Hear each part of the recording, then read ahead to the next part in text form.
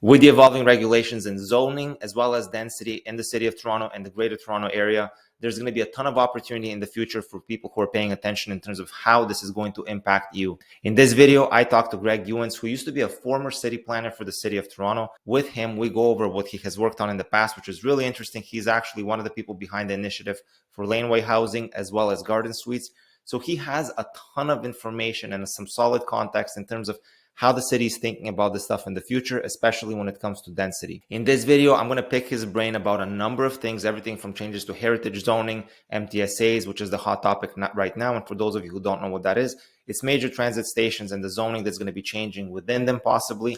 And we're going to talk about the 3 residential units you're going to be allowed to have on your current residential property as per Bill 23, which is going to be finalized towards the end of this year. My name is Vas, and I'm a real estate broker right here in the city of Toronto, where I help families and investors navigate the dynamic market that we have. If you find content like this useful, please subscribe to the channel, like the video. This gives me the feedback I need, what you want to see. Please enjoy the video. When it comes to city planning, zoning, all the stuff, it's basically one big black hole. And for the regular layman, I don't think you can actually get the information online because everything is so much about context. So without the context, there's just no answer. And this is where I find guys like you that can articulate and speak to the layman and explain how these things work. I find it extremely fascinating and extremely valuable because from my end, so many people ask questions and we don't know where to get the answers half the time. And it's not like you're going to call the city and they're going to tell you what to do. They're just going to give you, oh, go read the bylaws or figure something else out. Go read the official plan. It's like, good luck. It depends who you call. I used to try and give people information when I was there because it's a bunch of it is online, but you're right. Like you're very right. It is context specific. So unless you have an understanding of how it all fits together and where to find the important bits, yeah, you're going to be left with a bunch of confusing information for the most part. Okay, so this is why you're here, to help us untangle what in my head is extremely tangled and confusing. So I know you spent a lot of time before you left the city working on laneway housing and garden suites and all other different initiatives. So kind of walk us through that. Let's start with that. So I was at the city of Toronto for about 13 years. I've been a planner for about 15 years. And so I worked on a bunch of different things, mostly development review in my time in Toronto. So when somebody comes and applies to change the zoning on their property, to build a new building, to add height, to add density, we run it through the process, we review it, we ultimately make a recommendation to city council about whether it should be approved or not, and all that. So that I did a lot of that for years. And another thing that you do as a planner is you study areas and you develop policy and zoning for new emerging, whether it's trends in housing or changes or sometimes it's driven by the province, things that the province is requiring cities to do. Sometimes it's not. And in the case of laneway suites, that was back in 2017, I believe. I'm getting the date wrong. In 2017, in the summer, I was asked to take a look at laneway suites because there was this group called Lanescape who had put together a little package of information about laneway suites and how they might be accommodated in Toronto. And they talked to some of the councillors, and it was Councillor Bilao and Councillor McMahon at the time. And they took that document and they gave it to city planning and they asked staff, hey, look at this, we should develop some guidelines for laneway suites. And we said, okay. So I was assigned that. And then over the next several months, I reached out to people in the industry. We had an internal team of people, and there's a lot of people you have to talk to when you're making these decisions. You got to figure out, is the servicing capacity there? What are the building code implications? How is the fire department going to access an emergency in a laneway suite if it's in the back of a property? And all these things have to be figured out. And then you got to meet with the community as well, because one of the important things in the planning process is getting some buy-in and developing an understanding around what you want to do. And council is very keen on making sure that their constituents have been engaged on these things, because something like laneway suites has the opportunity to create, some disruption, so to speak, in people's neighborhoods, where you might think your neighbor can only build a garage that's so tall, and then they all of a sudden go in and get building permits for a 2-story laneway suite. And you might be thinking, what gives? I wasn't asked about this. And so council generally wants to avoid that. So we did this big public outreach thing as part of our study, which we called Changing Lanes, which is a name I'm proud of. My wife thought it up. I'm not going to take credit for it, but I love it. you got to have fun with the names and planning. You know, so much of it is very dry. At least, you know, find some humor where you can. Um, but anyway, fast forward to June 2018, City Council approved the plan we brought forward to allow for laneway suites across most of the city, and 2 stories. You know, very minimal requirements, relatively speaking. It's a 2-story, 8 by 10 meter box, 6 meters high, and there's a notch out of one side facing the main house. And we've seen a whole bunch of them built since that bylaw was enacted. A year later, we expanded that permission to the rest of the city. The original approval was just in the Toronto and East York areas, like the more downtown areas of the city. And that was about 80% of the city's laneway network. We expanded it to the other 20%. So anywhere in the city, if you have a residential property on a public lane, you have permission to build a laneway suite. Now, if you have to meet some criteria to do that, you have to meet, emergency access requirements and whatnot. But there's actually some really good diagrams and information on the city's website.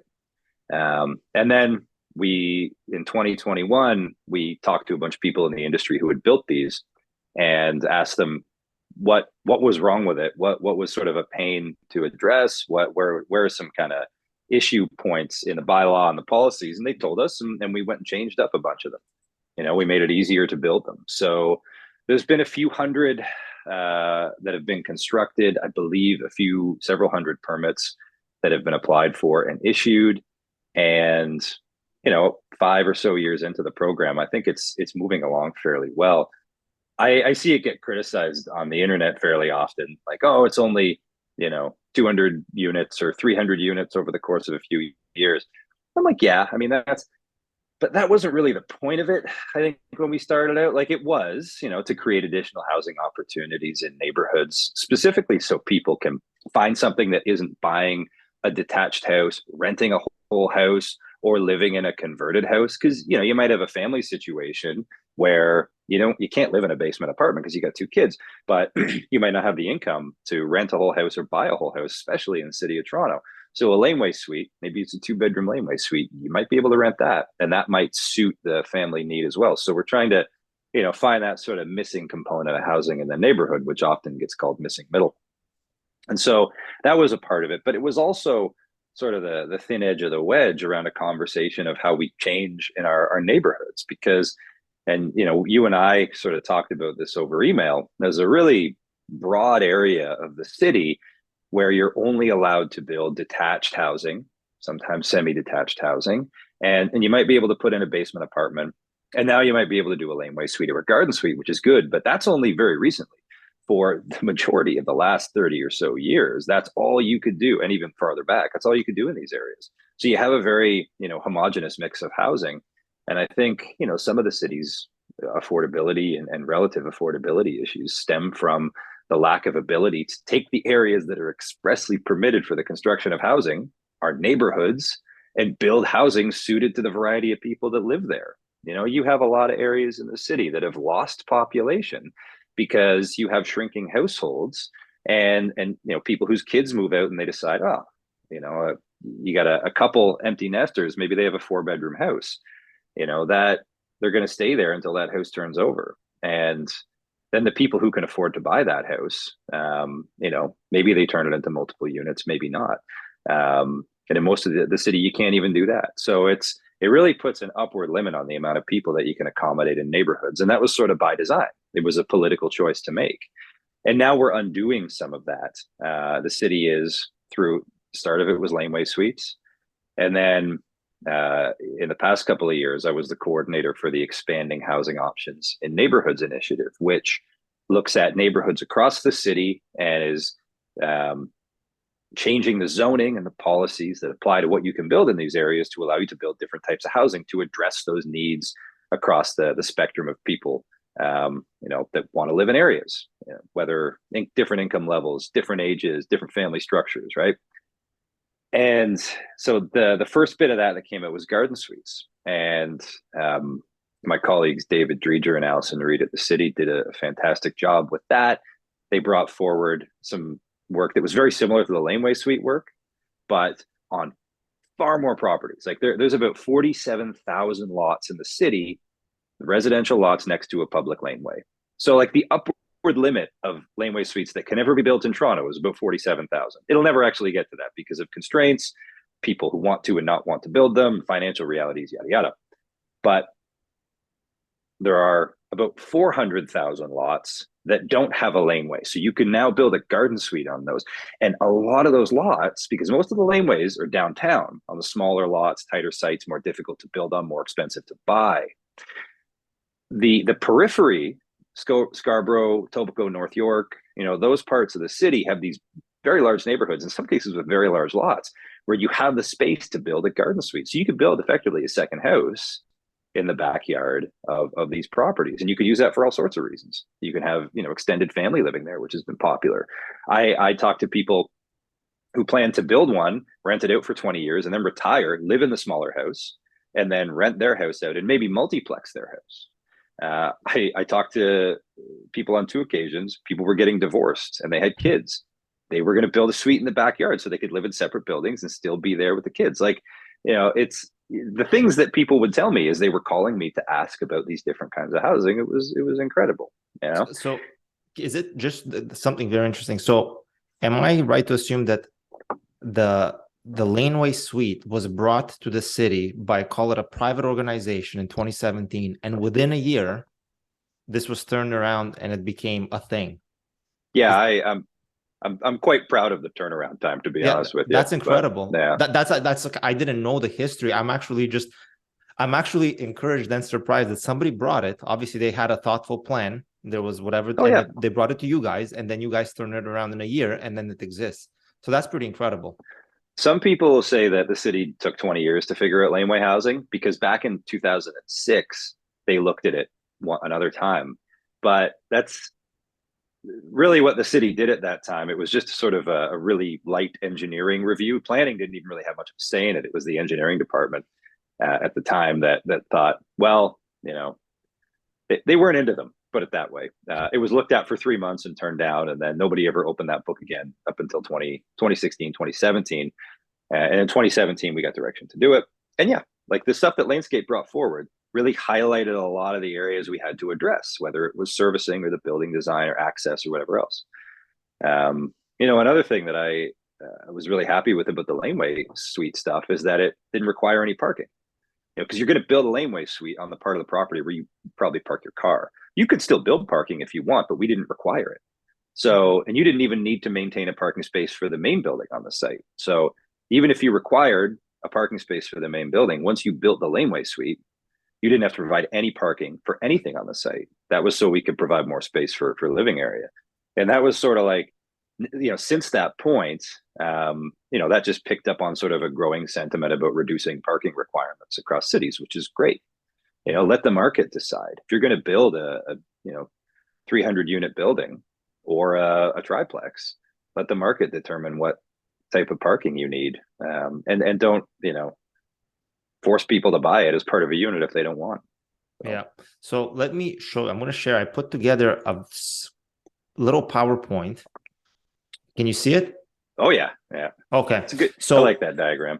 I like it too, actually. So because I look at it and it brings some sort of emotion my way, but I wanted to kind of get from you contextualized, when you see this in the context of Toronto, what do you think? And when I say what do you think, where do you think we are in achieving this? And like, how far are, like, what have we achieved to date, and how much more work do we have to do? Like, kind of grade us in terms of Toronto creating missing middle.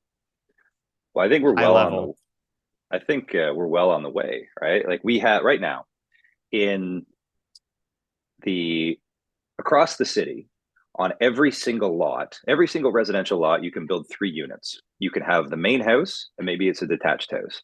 In that house, you can build a secondary suite up to 45% the size of the main house. And in the backyard, you can build a garden suite, provided you have the space to do it.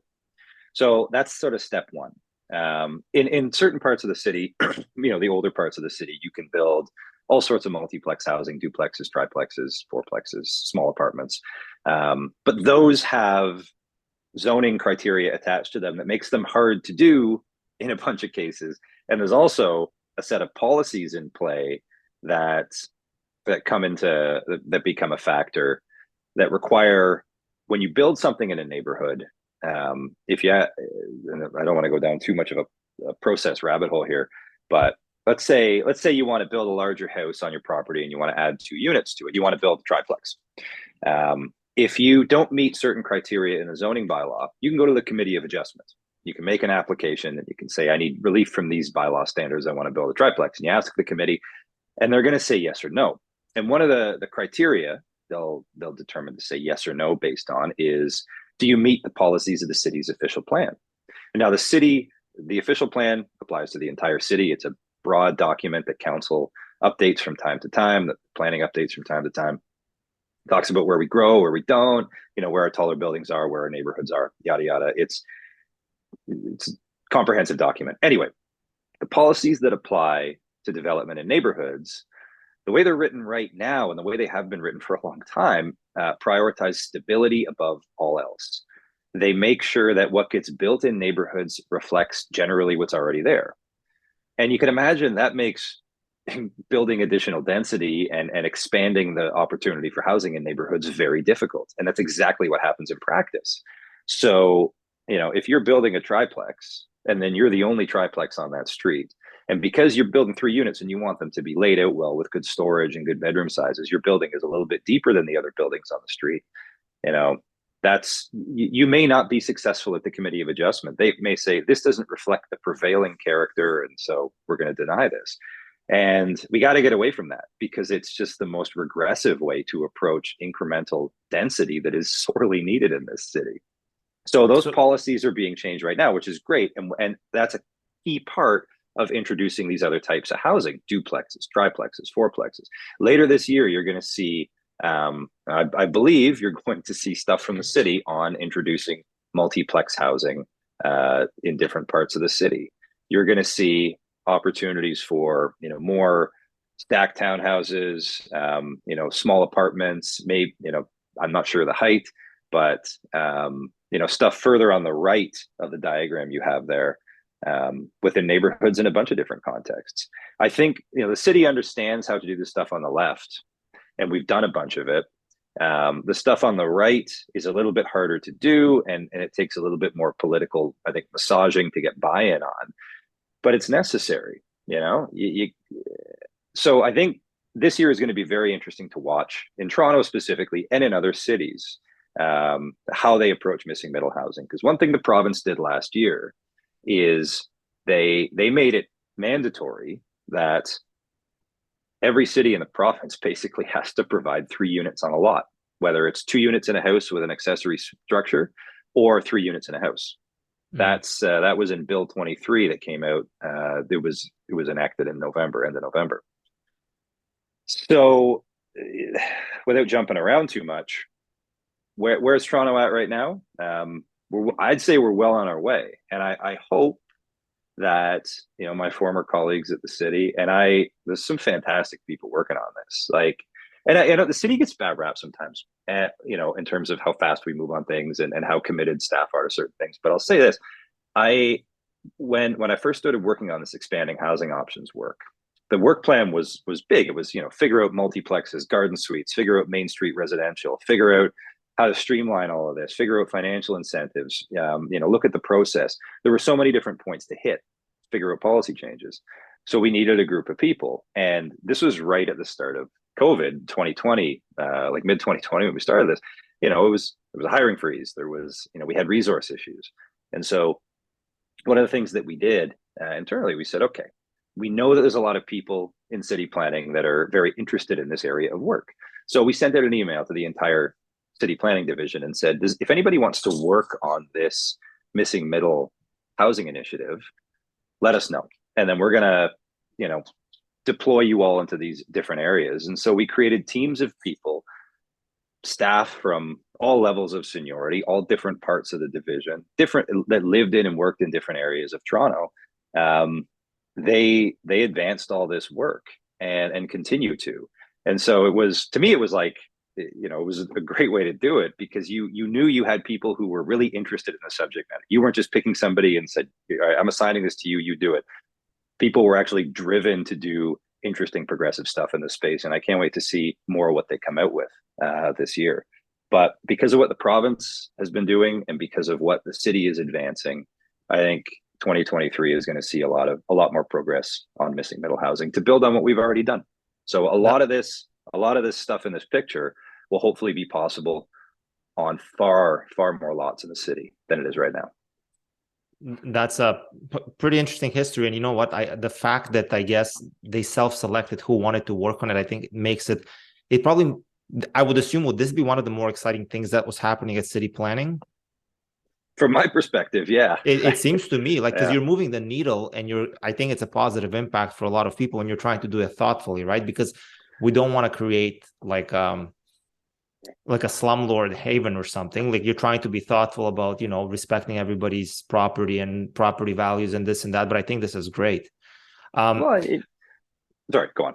No, so that's kind of like, I think it's an interesting project. Like, I mean, this kind of speaks to itself. So I've always found it very fascinating, and now knowing the history behind it kind of makes a lot of sense. And I'm glad it's happening, and I'm glad that the turnaround is pretty quick as well. And again, I did not know that it was that fast from 2017 to 2018. So I guess kudos to them for doing that. Yeah, it was. When we had, because this part I mentioned, you got to go to the public and talk to the public about this stuff, and that's an important part of it. When I went out and I had meetings on laneway housing, the first meeting had about 300 people at it, and I would say 95% of them were supportive. There was so many people came up to us after the meeting and were like, "This is great. How fast can you do this?" It was just overwhelmingly positive. And I have done probably a few hundred public meetings over the years. Most of them are on development files where somebody wants to build a 40-story building down the street. And so, all the neighbors that are particularly pissed off come out to the church basement at 7 o'clock on a Tuesday and they get mad. And so they aren't terribly positive meetings to be in. So This was like, walking away with the positive feeling was very nice. And that was the case for all of the, it was like, the tone was, "This is great. We're so glad you're doing it. Do it faster, and make sure you don't get too much in the way." And I think that's the key with this missing middle housing. It's like we got to just step out of the way, right? I'm working on something right now. It's that was appealed. It was a 4-unit house. The owner wants to add 2 units with an addition to the back. Planning staff supported it, and they're right to support it. The Committee of Adjustment refused it, and now there's a hearing that's going to take place on it.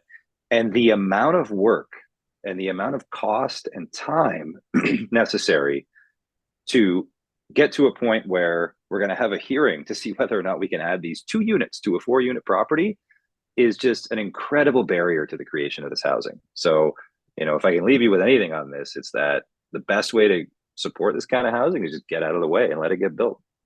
Right. Well, very interesting. I saved this tweet from a long time ago by somebody on Twitter, and this was a laneway suite with 2 suites in it. So that's the first time I had ever heard of somebody doing that. And I think there were a few exceptions because it was a corner unit and I guess the layout, but I thought it was pretty neat. Sean, I know Sean, he does great work. So it just kind of goes to show that there's the rules, but then there's obviously, again, the context to specific properties, who you're working with, how you go about the project. I think personally, I'm very excited about what the future holds for stuff like this, because it's actually very unique and interesting. Oh, likewise. There's the more flexibility you give people to build this kind of stuff, they'll build really interesting spaces for people, right? It's too in a box sometimes. Yeah. So I recognize that. Yeah. So for anybody that's watching this, I think this is a great newsletter to sign up to. I read it, and I wanted to just kind of give you a shout out here. And one thing, obviously, that I'm very interested in, and I want to do an example. I want to see your reaction, just kind of how you go about what I'm about to show you. So this 3 units on 1 lot. So landowners in low-rise residential areas will be able to build up to 3 units on a lot in the form of 3-unit building or 2-unit building and accessory dwelling. So I know we talked about laneway suites and all this other stuff. We know to date, usually the typical setup is you buy a house, let's say an East York bungalow, and the way they're already set up, they're perfectly set up for an illegal basement downstairs, which is how most of them are. And Bob's your uncle, and then you collect your rent, and they're basically de facto gray market duplexes, as far as what I used to call them anyway. So I grew up in East York, so I know a lot of people did that. Now, with this 3 units on one lot, I wanted to show you something. I'm going to show you a floor plan. This is a listing that I have coming out. And after I saw this layout, this was built in 1988, and I found it very interesting. So it's a 3,100 square foot home in Scarborough. Now, what you're looking at right here is called, it's a guest bedroom with an ensuite. Yep. And it's over a garage. So as you can imagine, it's about 400 square feet. And this picture right here shows the man door into the garage, and then there's a door into the house and into the basement. So looking at this, I thought to myself, this is basically a triplex in plain sight that's hidden. Now, not based on today's zoning and what's allowed, but I'm thinking to myself, and tell me how out to lunch I am, and if I am. You have this house with effectively the floor plate of the house is about 1,000 square feet. So you have this 1,000 square foot basement that you can gain access through the garage, and then this guest bedroom with an ensuite above the garage where you could do a fire escape on the side. I mean, I don't know if that probably wouldn't be allowed, but I'm just thinking out loud. And then you close it off to the main house. So you effectively have a main house, you have a studio here, and then you have a full basement. So when it comes to this 3-unit thing that will potentially be allowed in the future, I'm thinking, to me, this is obviously one of the cheaper, most effective ways to repurpose existing space without building anything extra. You're just kind of accommodating for building code, fire, and all that stuff. What are your thoughts? Yeah, I think there's a number of ways to cut up the floor plan here that would be a really interesting use of space. Whether you do a stairwell on the outside or whether you even, I don't know if you repurpose part of the garage, you lose one of the bays and you create some interior space there that leads to the upstairs. Whether you get rid of the garage entirely, because you've got 2 parking spaces in the front yard there, you could also create a secondary, access to the ground floor unit, or keep that as an access to the second floor unit, blow out the garage and have some more living space in there, take the main staircase out of the ground floor, and then create like a large open kind of living space. You probably get good light in there too, depending on which way this is facing, because you could put some large windows on the outside. It would be interesting.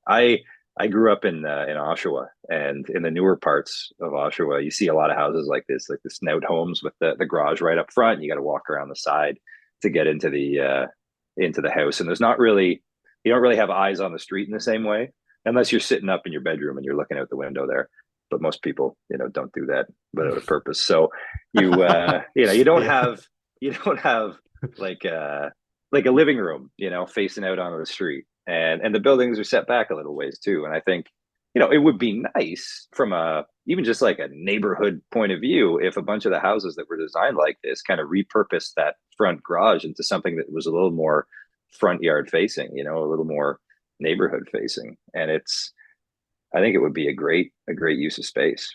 There's a lot of options here. One of the things that the staff at Toronto who are working on the multiplex housing stuff they did this design exercise where they reached out to a bunch of industry professionals through the Urban Land Institute. And they took a bunch of different sort of housing types and typical layouts in Toronto in different areas. And then the architects, whether it was through adding an addition or just using the existing structure, figured out how to repurpose them as multiplexes, and then figured out what the roadblocks were. And that was a really helpful exercise in determining, like I said, how do you get out of the way? So, I'd love to see, because there's so much space here. I'd love to see if you just handed this over to an architect that does this stuff and said, hey, have at it, put 3 units in this. I'm sure they'd find some fantastic combinations. So that's kind of what because I'm just thinking I have a lot of investor clients, and obviously everybody looks at this or creating multiple units.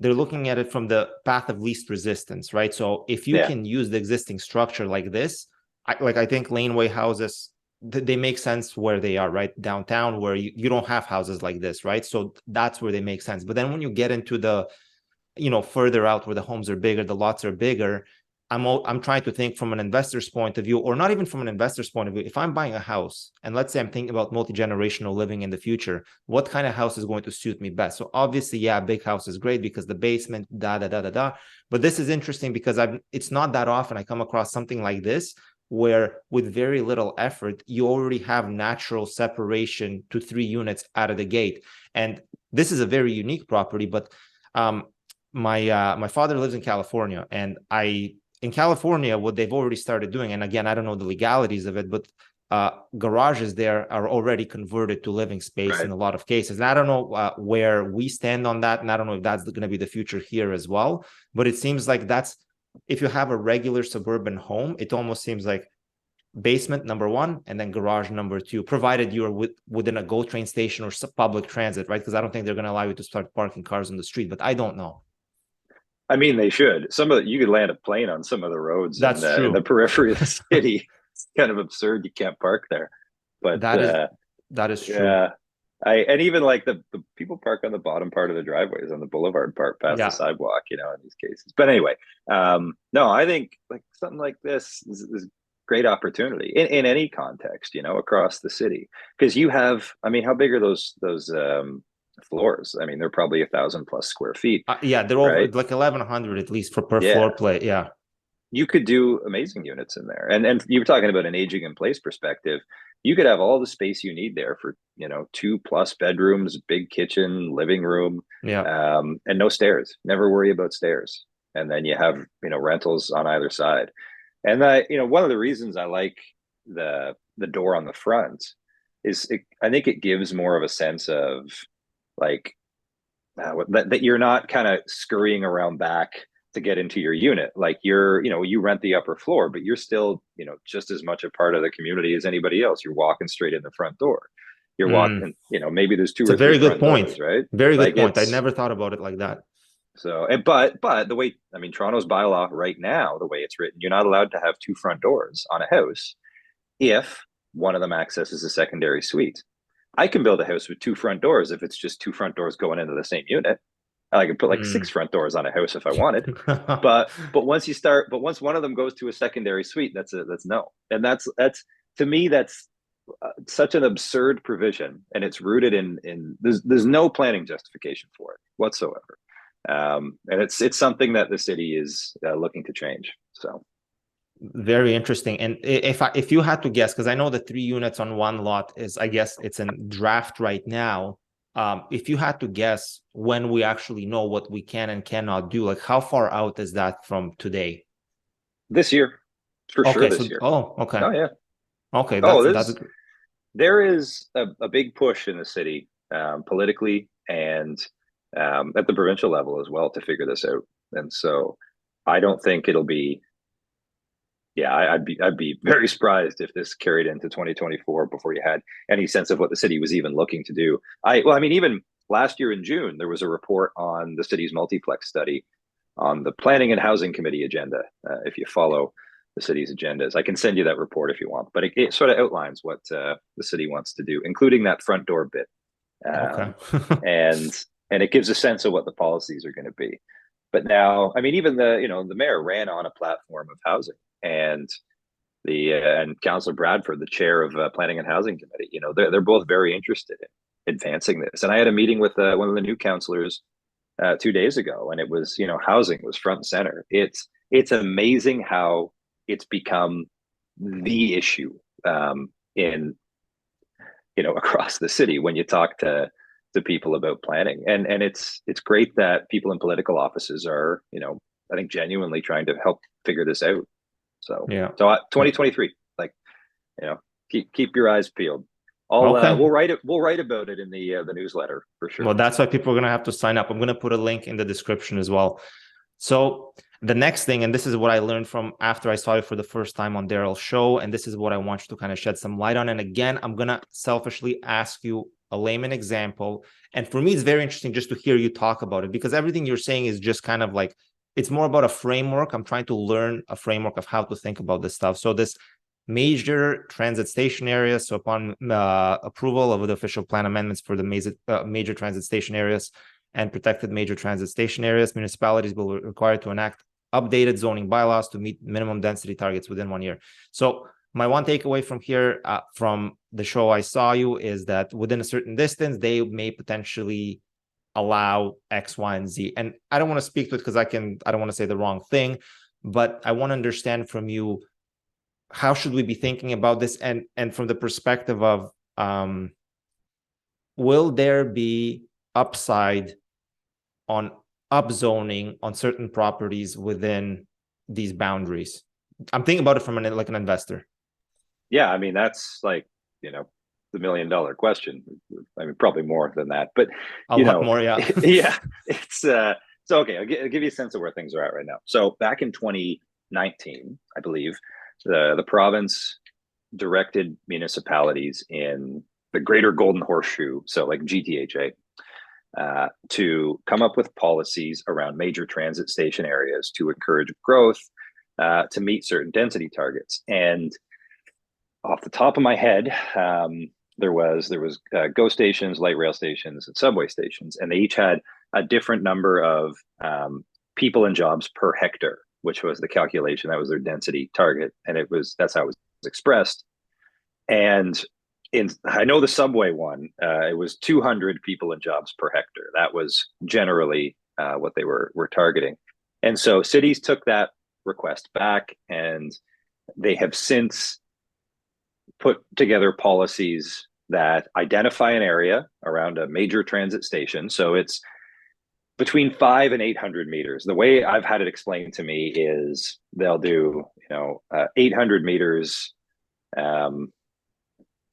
Basically, it's like a walking distance, like a 5 to 10 minute walking distance. So, there's cases because of landforms and highways and parks, like High Park, right? Like High Park Station is next to a giant park. Obviously, you're not going to grow in High Park, but you're going to go to the north and the other areas. So they have to kind of balance where growth is happening in major transit station areas. In some areas in the downtown, they've already hit and exceeded those growth targets. Areas on the Bloor line, for instance, have not in a lot of cases. And then you have the Scarborough line, the subway extension, where there's going to be major transit stations along there as well that create new opportunity for development. I think the province intends and the city intends that there's new opportunity for development on lands within MTSAs. What that looks like is still kind of a question mark, because in June last year, the city put forward a whole bunch of policy changes to these areas. It delineated them. It identified what the target density is.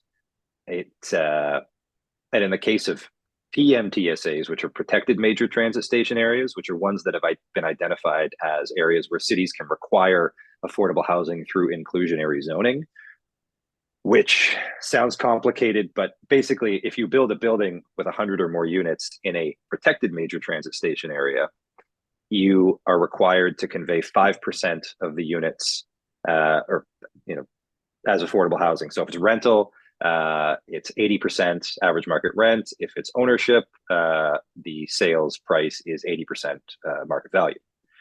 But all of that stuff isn't sort of in force yet, because the cities have delineated these areas and established what the densities are.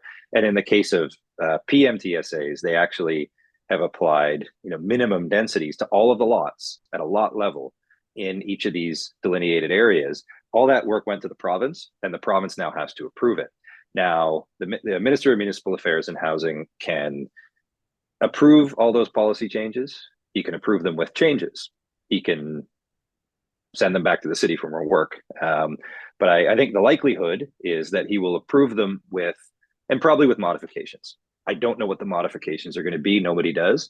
But there is that's where it gets really interesting, in my view, because once those policies come out, then cities are going to have a year based on the requirements of Bill 23 to upzone those areas to meet minimum density targets. And you might say, well, what happens if they don't do it in a year? Well, the province has said that any of the zoning changes that the city makes within a year are protected from appeal. So if the city takes longer than that, you're going to have landowners who say, well, wait a sec, city's leaving too much on the table. And those bylaws are going to be appealed several times over.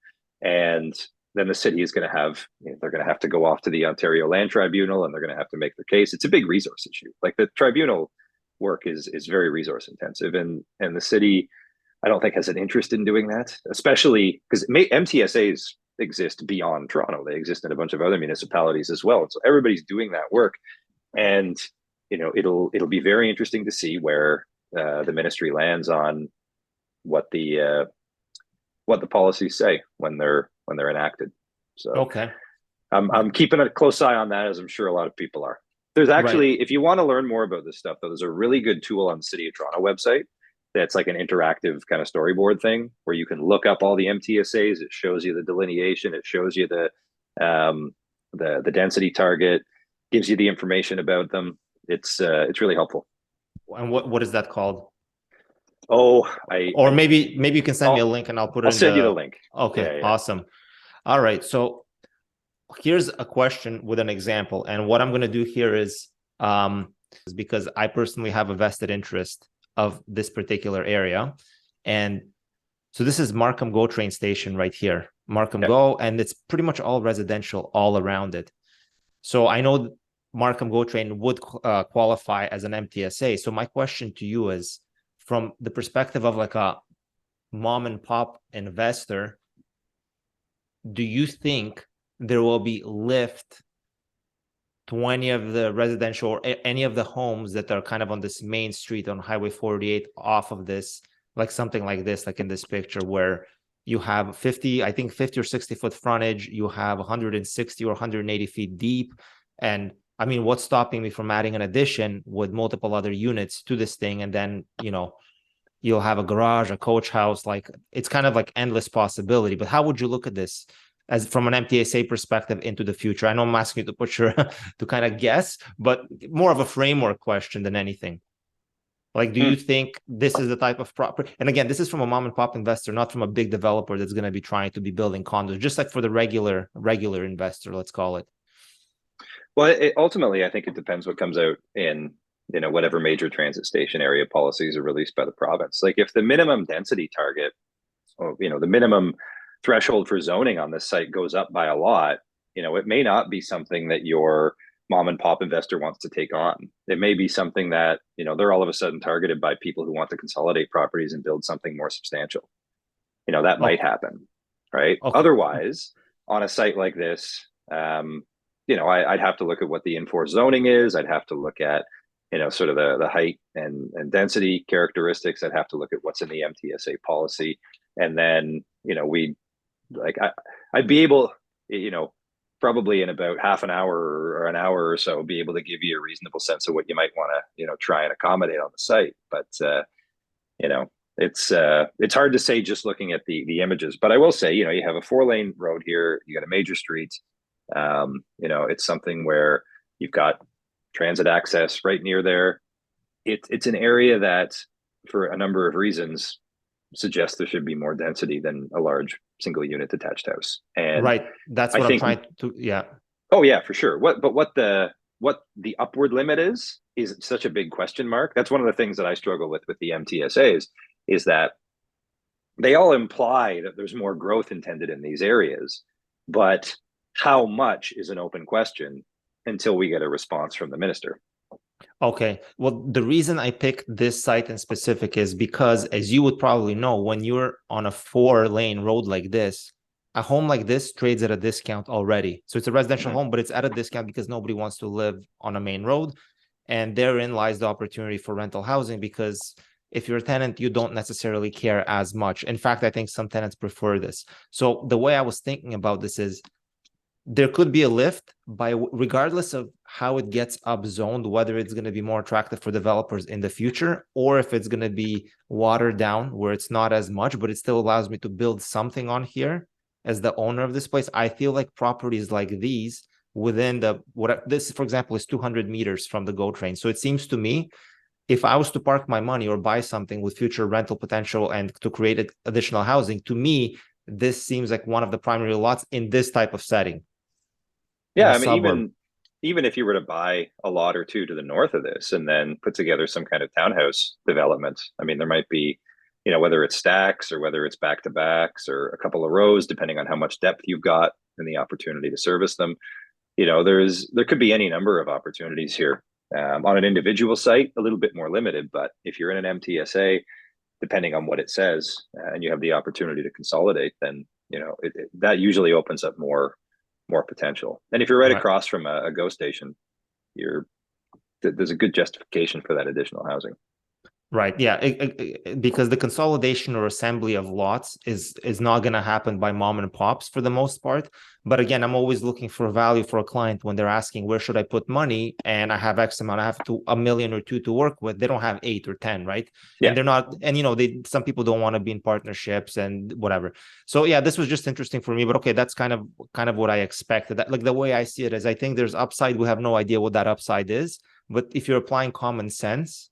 Yeah, I don't know how well I answered your question there, but Well, I think you're making me feel comfortable that there is an upside just by just plain logic, because I'm 200 meters away from an MTSA. Now, what that upside is remains at question, but there is an upside, I would assume. yeah, I don't think any of the MTSA properties are going to be disadvantaged compared to properties outside MTSAs with similar characteristics. That's a good way of putting it. Okay, that is the more yeah, that is the better way of putting it. All right. Okay, I want to move on to this yellow belt piece. This is, I think, something that if you can just, what I want to understand about the yellow belt is, I understand it, but maybe you're better off at explaining it. And then I want to understand with Bill 23, is the yellow belt still a thing after, or how does it change? Yeah, I mean, yellow belt was sort of a term that was developed by people who, are keenly aware of the barriers that Toronto's low-rise residential zoning and policies create regarding housing creation in the city. And what this map shows, the grayed out area is the boundary of the entire city of Toronto. So Scarborough, North York, Etobicoke, and the Toronto and East York. And the yellow areas that you see there are areas that are zones to allow for detached housing only. And then there's some shades of yellow that are, allow semis and detached, and probably some towns as well. But the majority of it there allows only detached housing. So and you can see it kind of creates a belt around the north part of the city. There's a lot of neighborhoods in the south part, in the area that's grayed out there, but most of those are zoned R, which is a much more permissive zoning that allows for, like I was saying earlier, anything from a detached house up to a multiplex and a walk-up apartment. So what the appeal to change the policies and zoning in the yellow belt is doing is trying to make all of these areas more like the areas to the south, where you can have a variety of housing, multi-unit houses, walk-up apartments, and whatnot, and then looking at opportunities where you could build even more. And then a key thing to do, and I mentioned this earlier, is changing the sort of neighborhood character policies in the city, the policies that effectively say, if you want to buy a property and build a new house, it has to look in a lot of ways like the other houses in the neighborhood. And that's especially problematic where, let's say you have a neighborhood that is comprised 80% of detached houses and 20% semis, and you buy a big enough lot and you say, I want to create a couple semis here. Well, the way the policies are written, they might prevent you from doing that. But could you buy, a semi lot and put a detached house on it? Probably wouldn't be an issue. So it actually trends toward, a more regressive provision of housing where it's easier to get less dense. It's far easier in the city to take a triplex and turn it into a detached house than it is to do the opposite. And that's built into the zoning. The maximum depth of a building, a detached building, is 17 meters, but the maximum building depth for a multiplex is 14. So as soon as you want to take a bylaw compliant detached house and make it a triplex, you're off to the committee of adjustment because your building's too deep. So getting out of the way of that stuff would just do so much to allow people to avoid everything but a building permit and add new housing. Certainty is priceless in this because, like you said, you have clients who they may have a couple $1 million to deploy into this stuff, and they want to know it's not going to take them, a year plus of process and a bunch of unexpected fees due to an appeal or a bunch of studies they have to prepare to go to the committee of adjustment. They just want to create the housing. Yeah. So the yellow belt is in a roundabout way concerned with that, identifying the vast swath of the city that only allows one form, the most expensive, and the most land intensive form of development, and really the least efficient form. If we're trying, people are really concerned about the green belt, and they should be. But the corollary with being concerned about expanding and growing outward is being okay with densifying where you've already built. It's a very valuable thing for municipalities to do. All these areas already have services. Often, the neighborhoods have residual servicing capacity. So the city doesn't have to invest anything in these areas. They just have to let people build the housing, and it increases the tax base, and it allows more people to find housing in the city, contribute to growing the economy, and so on. It's just, it's such a positive thing. I don't see, a ton of negatives with this, and yet people get extremely concerned about, new housing and renters specifically disrupting the character of their neighborhoods. Well, shit, if the character of your neighborhood is fundamentally exclusionary, then that's not character worth preserving. So that's well said, actually. Well, on that note, I want to talk about character of the neighborhood, and this is going to be the last thing I want to talk to you about. I know it's not right up your wheelhouse, but I want to talk about heritage. I want to give you my opinion on it, and then I just want to get your thoughts on it, because I find heritage very interesting. I think there's a ton of value in buying heritage and repurposing it, but the thing is, a lot of people shy away from it because they don't understand it. And I think it's what you said, the uncertainty of how this stuff works. So where I am, there's a company called Gregory Design Group, and shout out to them because these guys apparently can get stuff done in Markham, and they do a good job. So here's an example of what they did. Now, this particular home, they didn't move, but I don't remember if this one was deemed heritage or not, but I think it might have been, even though there's nothing heritage about it. So what they do, and what I've seen them do in the past, they'll take a home, they'll lift it, they'll move it on the lot, and then they'll add an addition. So in this example, they took this and they created this out of it. So they didn't move it, but they lifted it. I think they made the basement much bigger, and then they made this addition, and here you have this beautiful home. I think there's a lot of value here because heritage trades at a significant discount relative to a comparable lot that is not heritage. So with Bill 23 and heritage being, I don't know if watered down is the right word. I mean, people still want to maintain heritage because of aesthetics and whatever else, and I think that's cool. But if you can use creative ways like this to do it, and they make it easier, and you get rid of a bunch of uncertainty, it seems to me like it's a no-brainer. I kind of wanted to get your thoughts on heritage and if there's value long-term. Oh yeah, I think, I mean, heritage, there's a bunch of areas in the city, and it's primarily the older areas where you have houses that have heritage value. And there's a helpful map on the city's website where you can search for an address, and they'll tell you if it's a listed property or a designated property. And there's a difference between the two. If a property is designated, it has a heritage designation. The attributes that are significant have been defined, and there's a designation bylaw that gets passed by council. If it's listed, it's protected in a way, but less so. And if they're usually, I look at listing as more of a placeholder where you list a bunch of properties, and if somebody applies to redevelop them, then you can proceed to designate them. One of the things that Bill 23 did was sort of change the way that happens. And I mean, I'm not a heritage planner. I don't work on too much heritage stuff.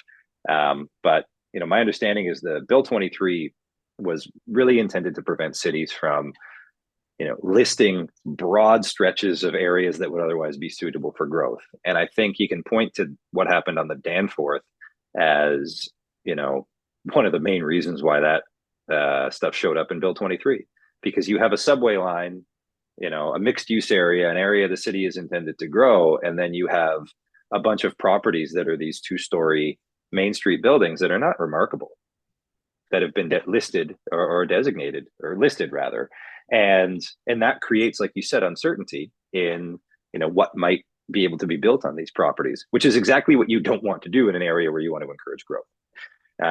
There's certainly valuable buildings on that stretch, and they should be retained or incorporated into development as they can be. Like I worked on the Honest Ed site. That was one of my files, and there were 27 heritage buildings on that site when they made their application. We ended up retaining 24 of them in the format of that building. well, adding, over 900 units and 5 towers. There's ways to do it. It can be expensive though, right? But I think it sort of, especially in that case, it helps you kind of stitch the new in with the character of the old, and really, integrate something, into the context. In something like this, though, Bill 23, I don't think does a lot, in the supportive or negative way for individual houses like this. If you want to buy a house and it has a heritage designation, and you want to alter it, we'll have to talk to the city about that. There's a permit process, and you'll probably need an architect who is familiar with what the city is going to need, and you might need to hire a heritage planner as well. But it's I think you can get some very interesting buildings by adapting heritage buildings to accommodate whether it's multiple units or other types of uses, or something like this. I actually really like the juxtaposition of modern buildings and heritage buildings. I think it can look great. So yeah, I think they've done a great job, especially in my neighborhood. This is called Old Markham Village, and there's a ton of this stuff. And it's the same guy that does them, and I think he does a bang on job with every single one. Like every single place to me looks better and better. Like it's just, there's a lot of thought put into it. Obviously, it's not cheap, but I think because the lots can be acquired at a deep enough discount, it financially can make sense, and you end up with something really neat at the end. So I've always been a fan, and I've always wondered how this thing plays out, but we'll see. The black hole, it's still a black hole, but we're slowly unraveling and making sense of it. So it's very helpful. And let me ask you a question. So do people, because I mean, from consultation side, so when do you give me, I guess, broad strokes, your typical client, when they engage you, at what point, for what type of projects? Like, do you guys work with like big builders, developers? Do you do the mom and pop stuff? Like, give me an idea, so at least it helps me. Oh, I appreciate that. Well, we work with all sorts, right? We'll work with realtors who have properties and they want to get a sense of what the highest and best use might be. They want to get a planning letter, or do a massing exploration to see what might be possible on properties or consolidations of properties. I find that's happening a little bit more now as stuff has tended to sit a little longer. People want to add more in terms of context and information so people can make more educated decisions about whether they want to buy a property. We work with landowners, individual landowners. We work with developers of various sizes. We've got, everything from single houses in Oakville and other municipalities up to townhouses, mid-rise, tall buildings, towers, minor variances, lot severance, all of that stuff. So we have a variety of clients across the GTA, and usually they'll contact us if they have a property and they either know what they want to do with it, to ask, what are our thoughts? How should we go through the process? Or they may have no idea what they want to do with the property and they want to get our advice, and they want to see if we know an architect or any other consultants that they might need to talk to along the way. People will also give us a call if they've applied to the Committee of Adjustment for something and they feel they need representation, or if they've lost at the committee and they need somebody to go to the OLT or the tribunal or the Toronto Local Appeal Board and help defend their application. There's any number of things, but it's if somebody has any questions, just I can send you my contact information. It's up on the website, www.batory.ca, BATORY.ca, and just feel free to reach out if you have questions. I'm happy to chat with anybody about this stuff. If you enjoyed this video, please like the video and subscribe to the channel. And as always, if you have any questions, feel free to email or text me, and I'd be more than happy to help. And I'll see you in the next one.